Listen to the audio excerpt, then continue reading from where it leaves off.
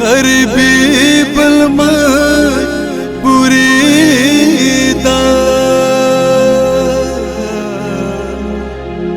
زب پدی کہ وای سنگا جون کوما چات فریاد فریاد اکڑم اجاڑم. بسم اللہ الرحمن الرحیم. السلام علیکم ورحمۃ اللہ وبرکاتہ. آئینہ دا کلتور چینل سے میں ہوں آپ لوگ کا ایک چھوٹا سا سوشل ورکر اصغر چیمہ. آئینہ دا کلتور کا مقصد یہ ہے معاشرے کی عکاسی کرنا. ناظرین، آج میں آیا ہوں یہاں پر معیاروں میں، اور یہاں پر راستے سے گزر رہا تھا.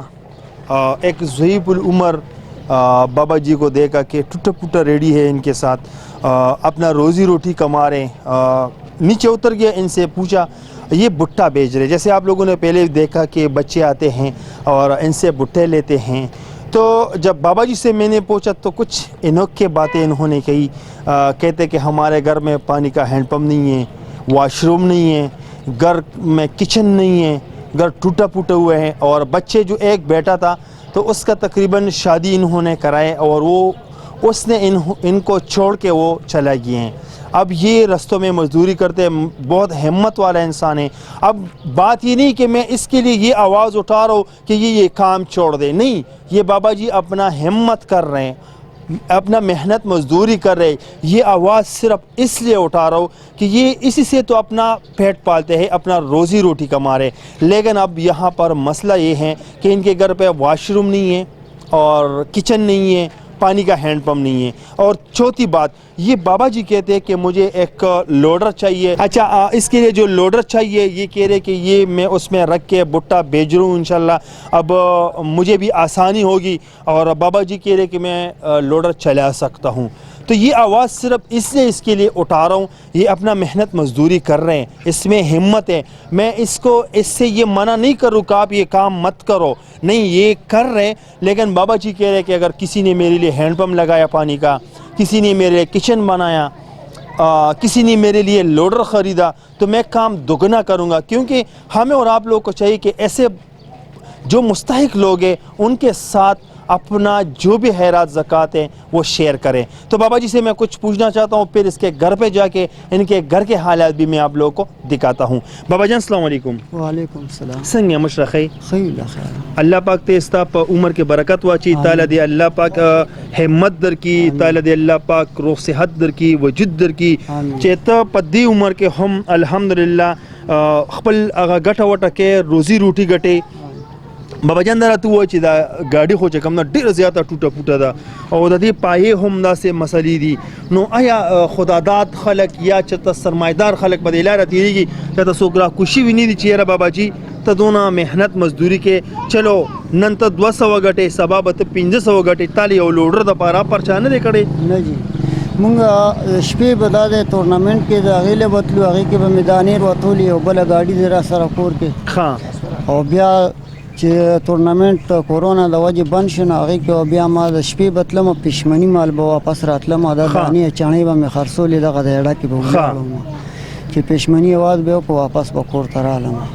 خو لیکن حالات دا دي چې زما کور کې بیمار دی، او کور والا مې ډېر سخت بیمار دي. پیسې خدای پاک ښه راکړي، مزدوري ښه کېږي، خو پیسې په هغې ډېرې لګي، په هغې باندې ډېرې لګي. ښه، دا راته ووایه څنګه تا دا خبر وکړې چې زما په کور کې واشروم نشته، کچن نشته، د اوبو بور نشته دی.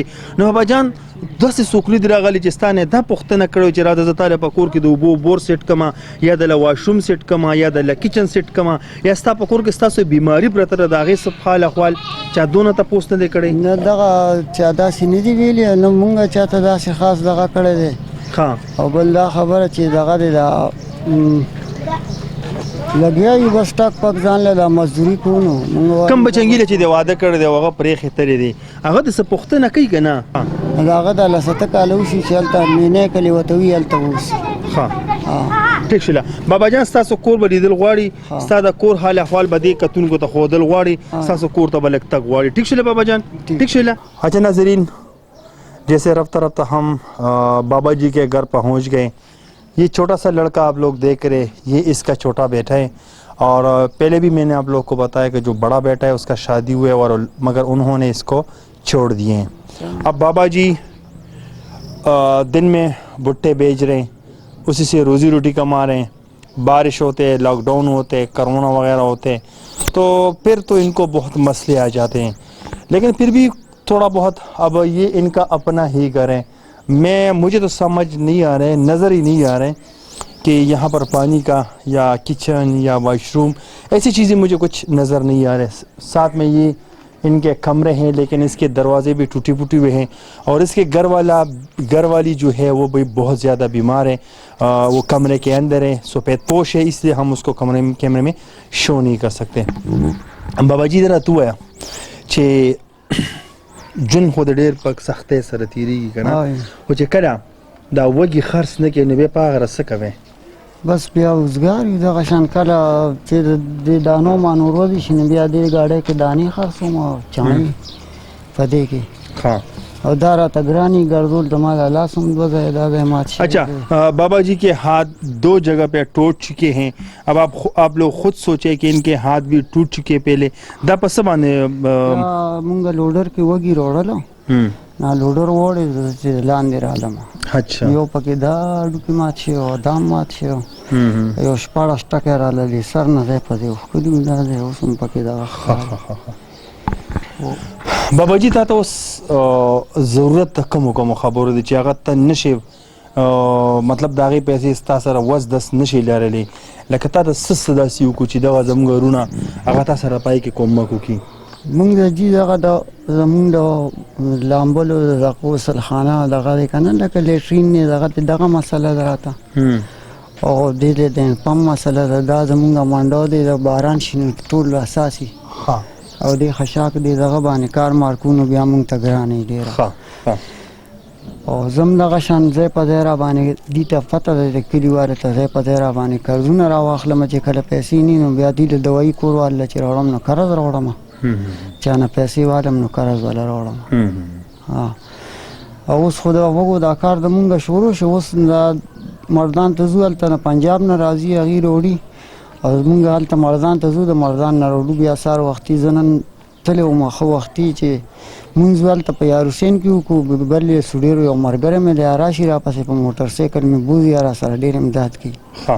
ناظرین بابا جی کہتے ہیں کہ یہاں پر ان کو ایک بڑا سلنڈر چاہیے جو گیس کا ہوتے ہیں ایک بڑا سلنڈر چاہیے اس کے ساتھ ایک بڑا سا چولہا چاہیے اور ان کے پاس یہ بھٹا ابالنے کے لیے ایک بڑا سا پتیلا ہے لیکن وہ بھی ٹوٹا پھوٹا ہے. تو چاہتا ہوں آپ لوگوں سے التجا ہیں کہ ہم بابا جی کے لیے ایک اس گدے کے جو چھوٹے سی ریڑھی ہیں جو بہت زیادہ ٹوٹی پھوٹی ہوئی ہے تو ان کے بجائے ہم ان کے لیے ایک لوڈر خریدیں اور یہاں پر پانی کا ہینڈ پمپ لگوائیں اور واش روم لگائیں بنائیں اور کچن بنائیں تو آپ لوگوں کا بہت بہت شکریہ ہوگا. اور اس کے لیے بڑا سا سلنڈر خریدے اور اس کے لیے بڑا سا چولہا جو یہ انہی سے اپنا گزارا چلائے اور انہی سے یہ روزی روٹی کمائے اور انہی سے یہ جو بھٹے ہوتے ہیں وہ ابالے اور وہ بازاروں میں بیچے. تو اب تک کے لیے اتنا ہی. اگلے پروگرام کے لیے مجھے دیجیے اجازت. اللہ حافظ.